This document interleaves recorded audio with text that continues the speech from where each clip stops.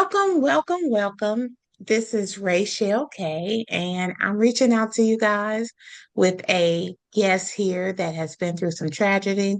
We're with my child too. Her name is Kerry Dixon, and what she's going to do is kind of tell us about what happened in her life, and we're going to see if we can do some navigation through grief or navigation through grief with her as to how she's handling things and what actually took place and things like that. Welcome to my child too, Carrie. Go ahead and introduce yourself. Okay, I'm Kerry, and to just basically share my life and share how to maintain with grief, um, after losing a loved one, because I did honestly lose my mother and my brother, which made a big impact on my life and is still affecting me, and just kind of talking about how to get through that, dealing with it, and just all of those sorts of things. Okay, so we're going to start with your brother, Cameron. Go ahead and tell us about Cameron.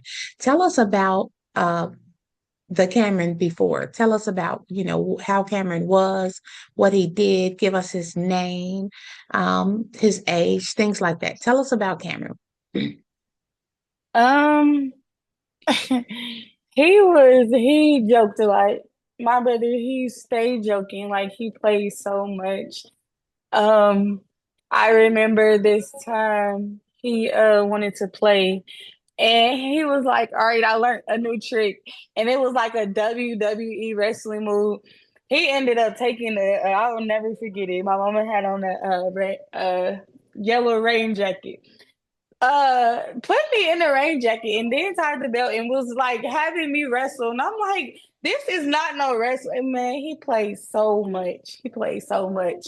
And he loved to dance. I remember he learned the move how to stand on air.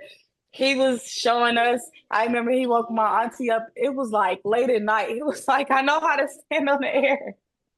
She was so mad at him. Oh my goodness, she was so mad.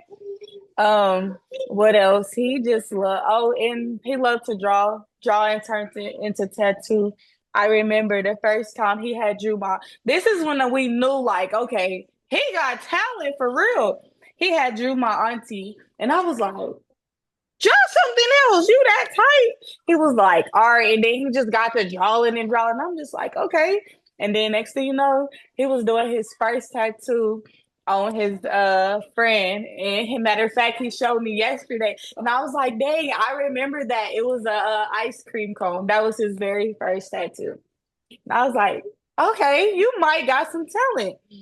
And he ended up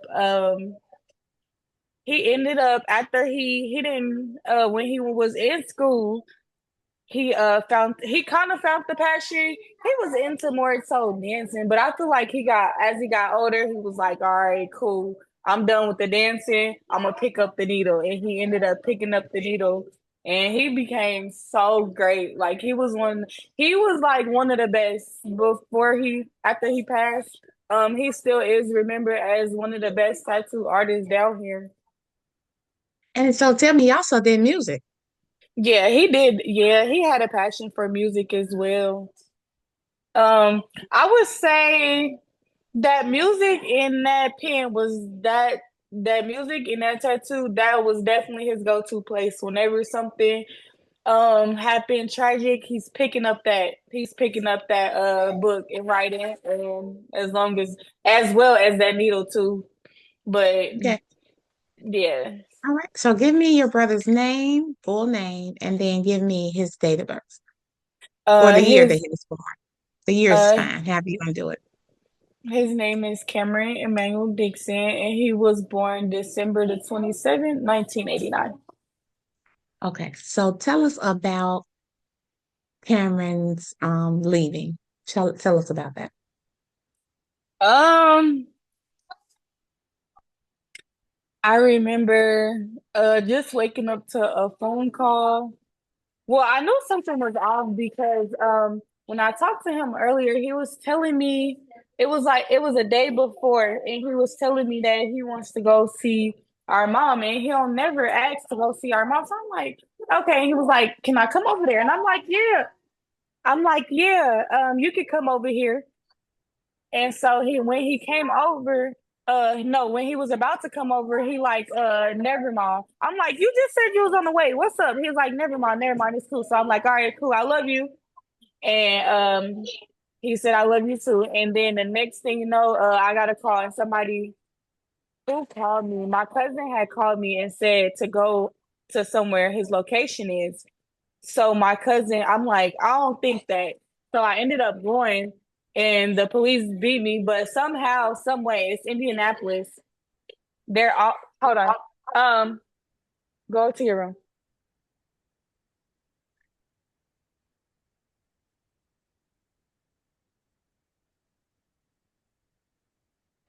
Sorry about that. So, um, when I had got there, it was so many people because my brother was like really loved, like very, very much so loved in the city. So I'm just seeing tears crying and I'm just like, no, yeah, when I got there, it was a lot of people there. And I'm just like, why ain't nobody going over there? And then they need somebody who's his family. And I'm just like, well, I'm his blood sister. So it is it them.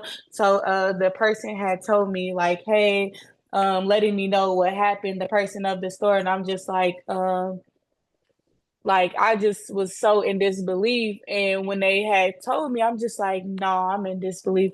So they needed somebody. They kept like, I don't know. It was just everything was just so weird, like so weird. Somebody had lied and said they was his sister, and I'm just like, he only got one sister. He was on his mama's side, and my that I know of my his mama.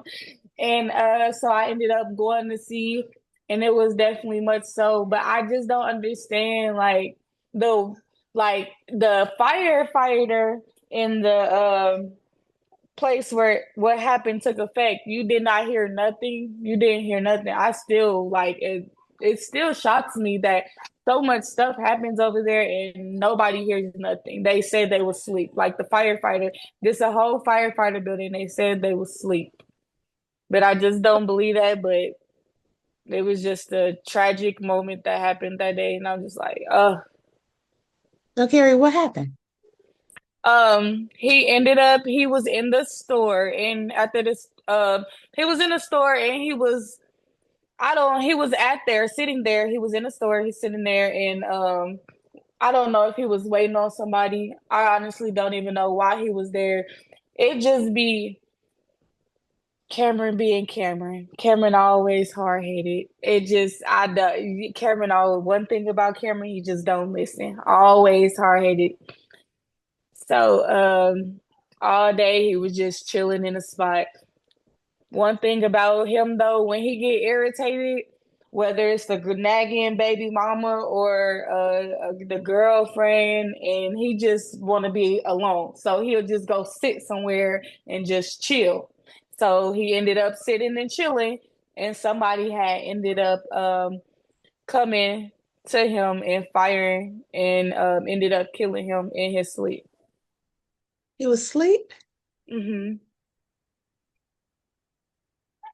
So was it a robbery or anything, or just wasn't like, Nope. It was just, I feel like it was just more so of the gang violence. That's all it was, just more so of the gang violence and retaliation. Like one thing for my brother, he's always been more so of like he sticks beside his friends. He loves his friends, which is okay, but it's a certain point in time, like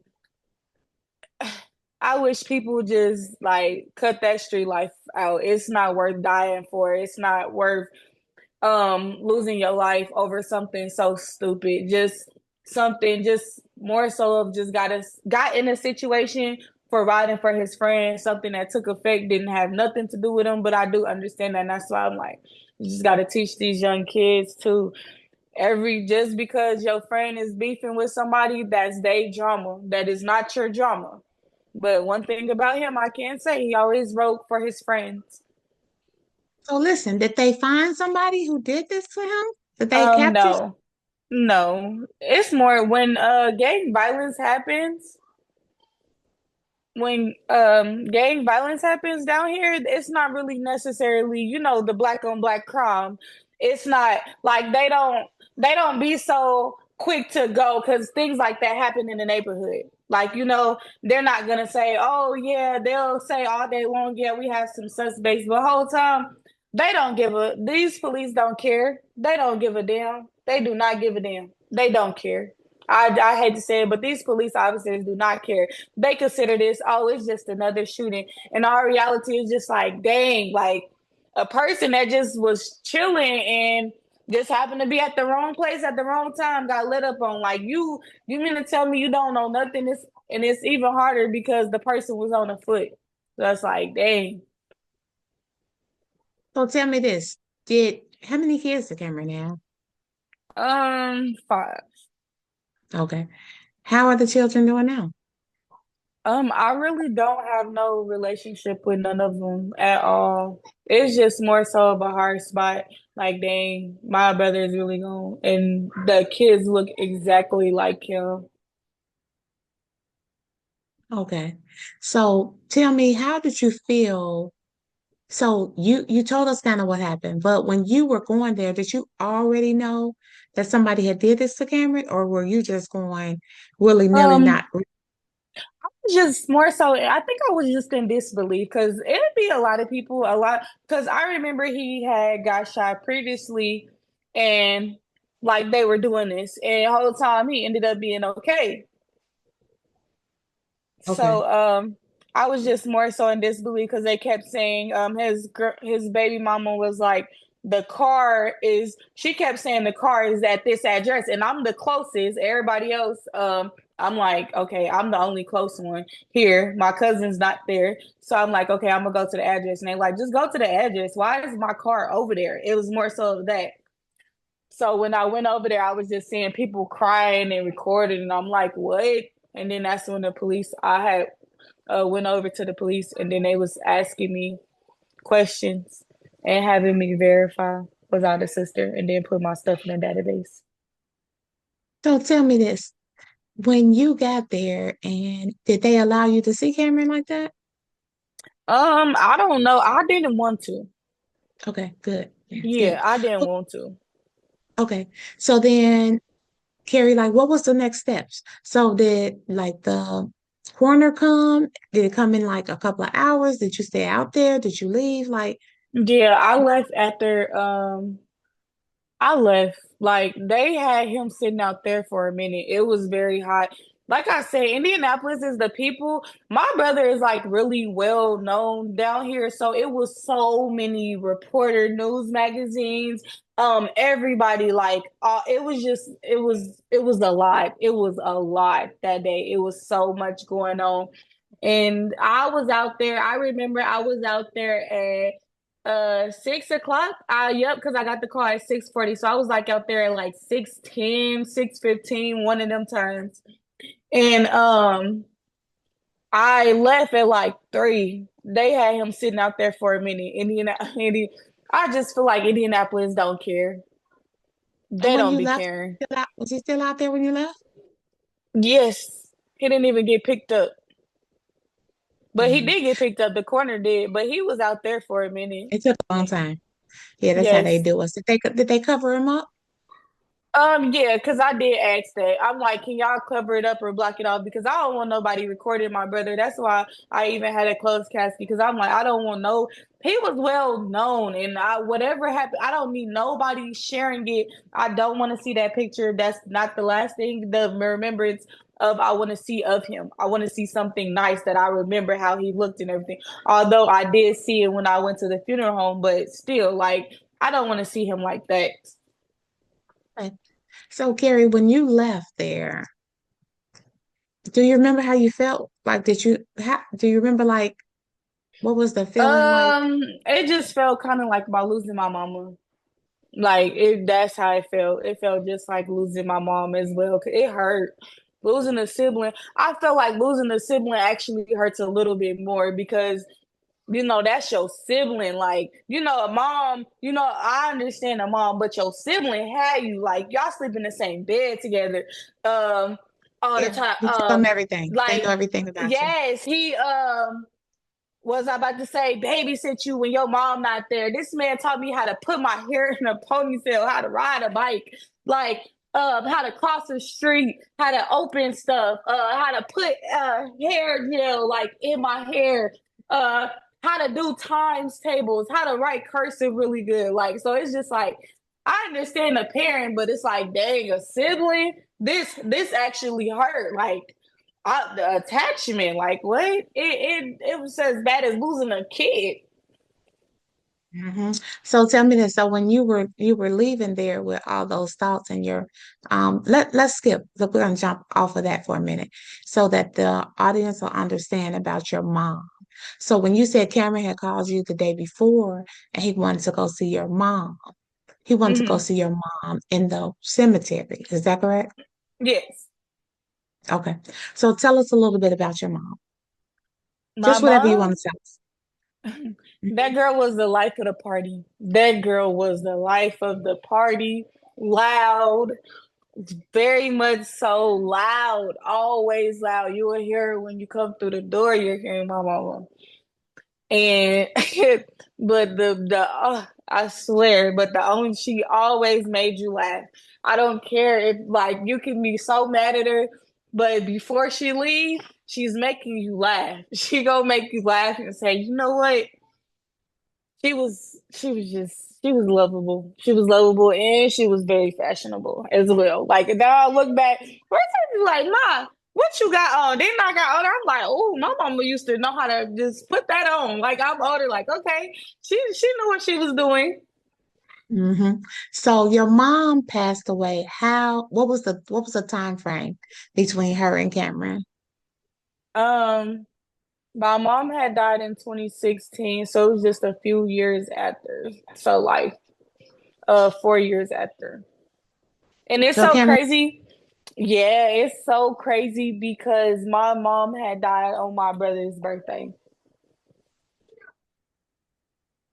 And I was wow, like, So I'm like, you gonna remember. And then Cameron ended up passing away her birthday month.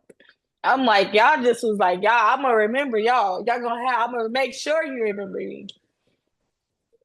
wow. So now that we know that Cameron wanted to go see his mom that had already passed away about approximately 4 years prior to, and she had actually passed away on his birthday. Now we're gonna go back to Carrie, who's leaving Cameron um at the place where he uh, was at the place where he passed away. And then, Carrie, what did you do at that point? Did you just go home and cry? Did you go home and get on the phone and try to explain to the family what had happened? How did you feel and what did you do? After I had the first person after that happened, when I had identified, I had ended up calling my auntie because yeah, this because I called my auntie last time because my auntie one thing about Lydia, she gonna alert everybody and tell everybody something. So yeah, she very family orientated. That's kind of like the person that be like, we calling to hold it together. But she was actually on her way to a funeral. So Oh, I'm wow. like, it was me, Nisha, Dre, and Jason on. We all I matter of fact, Jason. I had met up with Jason. His baby mama was there. He was staying with Cameron actually. So we had met there. We was already together, and then I was on the phone with Dre and Nisha, and I'm just like, hey, you gotta you gotta tell your mama because I wouldn't want her to just like, why didn't you tell me at the time and place? And I could have just been coming down there. But as soon as I called her, she was on her way. She came literally. She flew down here. I know. I know. So right now, without having your mom and your brother, because you don't have any other siblings, is that correct? On my dad's side, yeah, but on my mama's side, it was only us two. On your siblings on your dad's side, are you guys close? No. Okay. So how do you feel? Do you feel And alone? Do you they, feel yeah, because they knew Cameron. Cameron was their favorite sibling too. Because yes, he was in the family. And so how do you go ahead? how does it make me feel like losing a brother? No, like, do you feel, no, losing a brother and a mom, like, do you feel, because that's your family, right? And Yeah. so let's ask the question. So is your dad in your life? No. Okay. So with your mom and your brother being like your solid pieces and your dad not really in your life, and I know that you have other family members that you may communicate with and deal with and love Right. deeply and but because those two who you grew up in the house with, they're gone. How does that make you feel? Do you feel lonely? Do you feel like you're still able to conquer the world? Do you feel like you can still do everything that you needed to do? Just trying to get an understanding of how you feel Um, inside. I was like literally depressed, like real. So I think I just actually came out of my depression this year. So I ended up seeking therapy because I just was so scared to I was alone. I felt alone, depressed. I couldn't do nothing. Like I couldn't think. I'm just drowning in depression and my kids, I'm noticing my kids are getting older. Like okay, I got to come up out this depression. So I ended up, I told you previously, I was on the girls' live and just hearing about God. And she gave me a scripture. It was Proverbs. I can't even think. It was just basically letting me know just like to believe in God, keep believing, and He gonna come through. So I every day I'm like, you know what, I'm gonna just start reading. So I ended up started reading.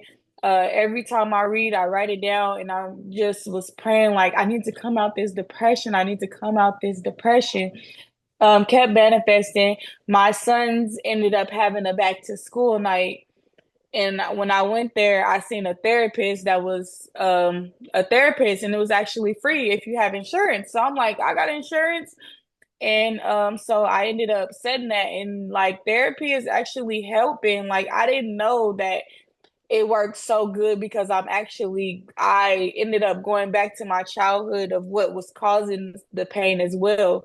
And that played a lot too with the depression of losing a sibling and a mother. And it's just like, dang, how can I be a great mom knowing that I'm going through this? Like every time I do find myself when it's a holiday getting real sad or when their birthday's coming up, I just be so sad and it's just like you got kids. Like, you know what? I didn't all the time my mama didn't give me the greatest memory, but she was able to put smiles on my face. Like even the singing, the just buying me the simplest thing. And it's just like, okay, I thought like, okay, let me get out this depression. I have kids and I can recreate the memories with them that I didn't have with my mama. And show them like the things I wanted to do with my brother. I'm gonna create that with my kids. Like show them what to do with amongst one another. Like y'all don't gotta always fight. Like this, how to play with each other. Okay, okay. That sounds good. So are you still in therapy? Hmm. Yeah. Okay. How often do you go? I go once a week. Okay. And once a week is enough to take care of you? Yeah, because it's basically unwinding about my week. Okay. Do you get excited when it's time to go to therapy? Yeah. Okay. Okay. That's what's up. So you didn't end up having to take any meds or anything like that to kind of get you out of depression. You just kind of talked to your way out of it. And No, my doctor had prescribed me with Zoloft and was just like, here, but I have not really been taking Zoloft, not gonna lie, because I just always being that, like, seeing that stuff around amongst adults in my family. And it was just like this. I don't know. I'm just scared of medicine, like Tylenol, anything. It just like no. I don't know. It just was a trigger. Like okay, I watched older people in my family do stuff that they shouldn't been doing, and it's like okay, I don't want that. I don't want that. okay. And as you say, like it's a trigger. So, um, do you, so you just kind of go through life without, you just kind of deal with the therapist thing, not really deal with the medicine thing, and you seem to be getting better, right? Yeah. Okay. Okay. That's good. So what are you doing? Because you told me something about you're doing like digital creation or something. Yeah, digital analytics, data Okay. analytics, yes. But you're And doing that's you're in school for that, right? But outside of yes, school, you're also doing some uh creations on the internet, right? yes, TikTok and Instagram. Okay, and what's your name? Um, K Breezy. Okay. I'm Capri. yes, the greatest debater. The greatest debater on TikTok, and then on Instagram is Spontaneous K. Okay, we're gonna add that to the end. So when we get ready to put everything up, if somebody wants to follow you, we hopefully can get you some more followers. So after we did all that, and you got home and you talked to your cousins and your auntie, and then like what did you do for the next 2 days or 3 days or to the services? Did you just I like didn't know because I couldn't eat, I couldn't do nothing, but then I had to pull it together because my son's birthday was coming up, so we ended up having a funeral on his birthday. did the kids understand that they lost their uncle? Yeah, matter of fact, they knew who he was. We just seen it.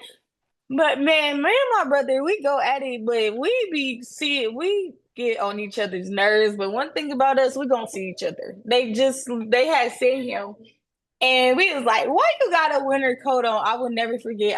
I still got the. I'm like, "You is crazy," and he was just smiling and stuff, always trying to show his teeth. And I'm just like, he like, "Oh my gosh, y'all got so big," and I'm like, "Yeah, they have been."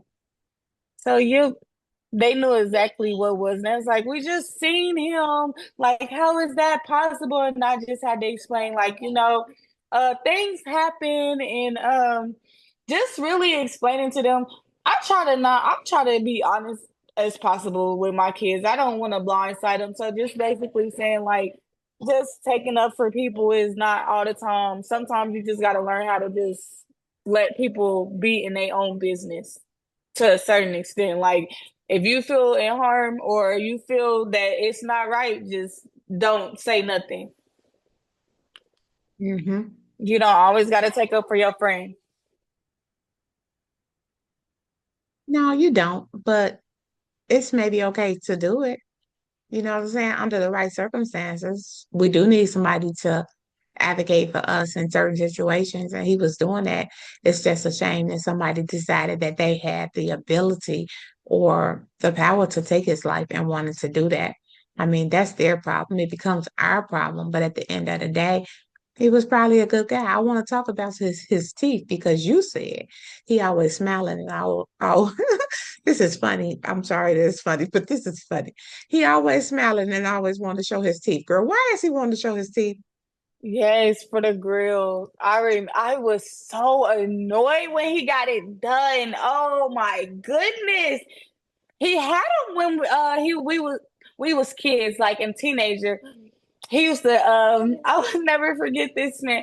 He he like, we about to go to the mall, and I'm like, I want to come, and he like, no, you can't come because we about to get this, and he knew he was not supposed to have this girl, and I'm like, I already know what you're getting. I'm telling if you don't take me. So he ended up getting this little snatch out girl. And then he was always showing his teeth. He always had it. He was so mad. He ended up losing it when he won. I remember he won the dance competition and he ended up losing it. He was so mad. He was so mad. I'm like, it's okay. You could just get one when you order it and it'll be permanent. He was like, you just don't understand. So when he got older, he ended up going to St. Louis and getting it done. And when I say he could not stop smiling, I'm like, it's not that deep. He said, guess to tell, ask how much I paid. And I'm like, how much? And he'll just tell me. I can't even remember how much he said it so much. That is so crazy.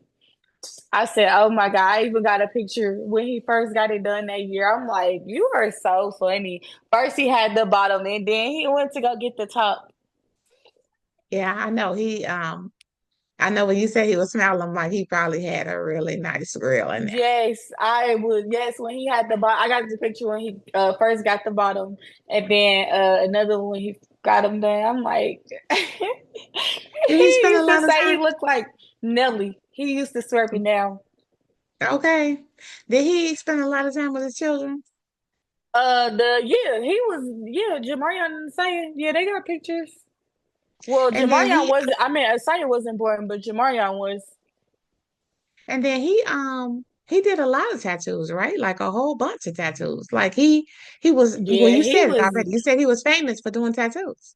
He even worked in the shop, and he Did he have a tattoo name? I can't even think of his. He was in so many tattoo shops. I can't even think of him. But he then drifted away to his own self. He started in the shop and he did not like it because he was just like, I'm bigger than that. Knowing him, he always thought he was bigger than the program. And he ended up doing it himself, like doing it out of that because he couldn't take the shop no more. But before he was so good that Black Ink wanted to do business with him. Yeah, I know he was a bad joker. So tell me this. So after you guys did the services and things like that, and you finally laid him to rest, um, rest in peace.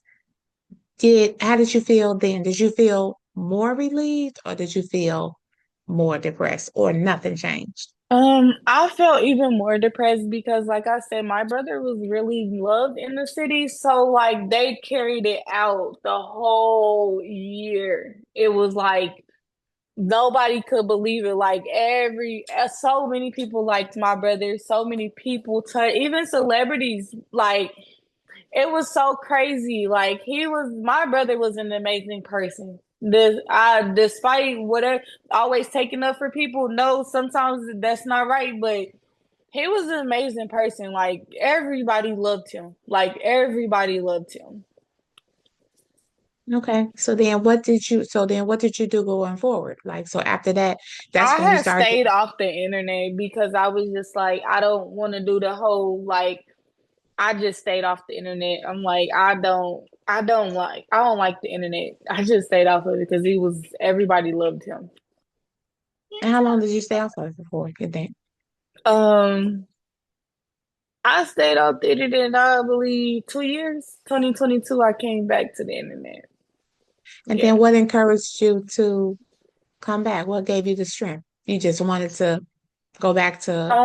Sometimes I wanted to see my brother's page, like, and then I was just like, okay, I can see them. I can see people posting now. Like, I'm okay to accept it, but I remember I will never forget this. It was 2022. This when I was acceptance, like, okay, it was 2022, and was telling my cousin, she's a preacher.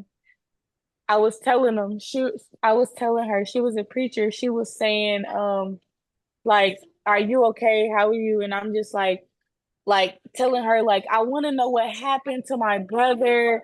Like I want to know is he okay? Like I just keep having these bad dreams. Like I want to pray.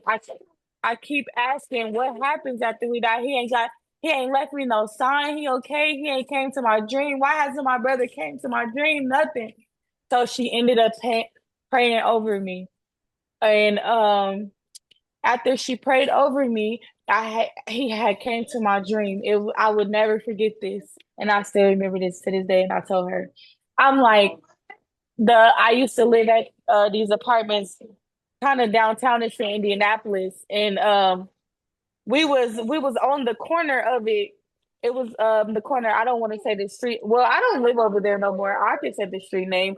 Um, it was it was College and 16th, and we were standing on the corner, and he was he like put his hand around me. He put his hand around me and was like, "It's gonna be okay." So I'm like, "What do you mean? Like, why are you finally coming? Like, what's happened?" He was like, "I accepted it," and I'm like, "What you accept?" So he had took me. Next thing you know, we was in a church, and he was just like, it was like school, like an acceptance. Like, okay, this where they accept like acceptance of death, and then it was just like each classroom was different. Like, okay, so when you're done accepting. you go through and you're going through your life of not what you could have did, like just basically going through your life, and then at the end of the session you're meeting with God. But I did not see no God. I'm not even gonna lie. I did, and I still remember that dream. I still remember that dream. Just it's kind of similar to the dream that my mama did as well, but I'm just like, I still remember that to this day. And so now I after that dream, I'll just accept it. Like, okay, he came to me, he seen me, you know what? I'm accepting. It's like, okay, I understand that my brother is gone and all this. Sorry. I understand that my brother is gone and he's in a good place. He accepted that he gone. He was just like basically telling me that in a dream. I knew, yeah, I knew it was true because that I'm like I'm this is when I didn't believe in the I did not believe in the Lord. I was like, I just don't believe in that. Like, why is he took my brother? And after she prayed over me and he showed me that, I'm like, wow, like what? And then the similar happened to my mom where she told me to call her best friend. My mom's best friend was a Christian lady, and she used to always talk to me about the Lord, and I was just like, Sanjia, I don't want to hear that now. She was just like, basically call her and let her know that she's still alive. Like basically like telling me how to believe in her and all that. And I'm just like, dang. Like, yeah, Wow. Whew, wow, you kind of bring tears to my eyes because it's just kind of something that happened to me. I just don't want to talk about it, but I'll probably share it at some point. But yeah, that's amazing that he cared enough and he came to see about his little sister. He loves you so much. just And, and I was and just I like, know that. okay. We were saying he was Yeah. okay. Yes. And he didn't have no goals. And I was like, okay, he don't got no goals. So he must be okay. Okay. Wow. So I know life has started to go on. And I know that you're seeing a therapist. And if you could give some advice to someone that had lost a brother in a tragic way, and not maybe um, really being able to cope with it, what advice would you give? um, I would say seek help. Get help. Like grievance is not a lone thing. It's not. It can really damage you. Like seek help. Seeking help is so important. Or like don't turn away family. Don't turn away family at all because it just hurts. It hurts to feel alone. Like it hurts so bad. Although we want to be alone, but we don't want to be alone. It is grievance is hard, but family, yes. Family is definitely needed when going through grievance. Okay, and then I'm going to ask you just one other question. I want to say I really thank you. I really thank you for coming on. I think that you've given us some nuggets and some information, and I'm glad that you were able to share openly. And is there anything you want to add before I ask you this last question? Um, no, I don't really don't got nothing. Oh, I would say the Bible. I would say the Bible. The Bible. The Bible too. Like the Bible is helping. Like I did not know. I was so confused and didn't understand it. Like I would say the Bible. The Bible is a big part of life and dealing with grievance as well. The Bible will help you. The Bible Appreciate will. that. I used to play like I don't know. I wasn't understanding even when I went to church and they were trying to. Everybody has they interpret it different and say it, and I'm like I was not really understanding when they were saying it at church, and then when I got to reading, and I'm just like, oh my goodness! And one thing that stood out to me, it's a lot of things. It's a lot of things I didn't know, but the one thing that stood out to me, I never knew that you're not supposed to pray out loud. I never knew that. And I'm just like, okay. And when he was talking about manifesting as well, people manifest wrong. And I'm like, A lot of people wonder why their life and all that and destruction and all that. That Bible will help your life. That Bible will like turn it to good. If you listen and you read it and you understand it, that Bible will guide you to make your life better. Okay. I hear you. I hear you. I hear you. I can concur with that. So the last question that I'm gonna ask you, sweetheart, is if you had to tell Cameron something right now, what would you tell him? Mm. If not if you had to, if you could. If you could tell Cameron something right now, your last words to him that you would be able to speak, what would you say?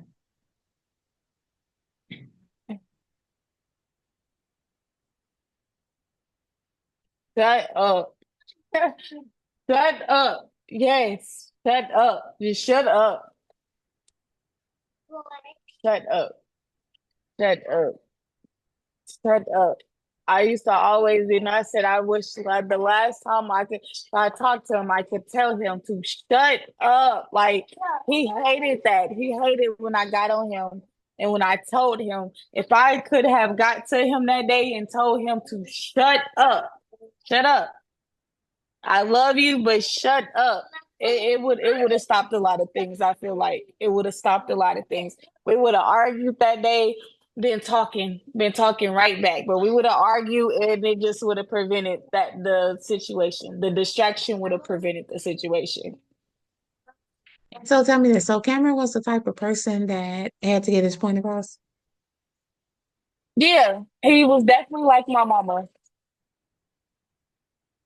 He definitely was like my mama. That baby okay. Well, all right.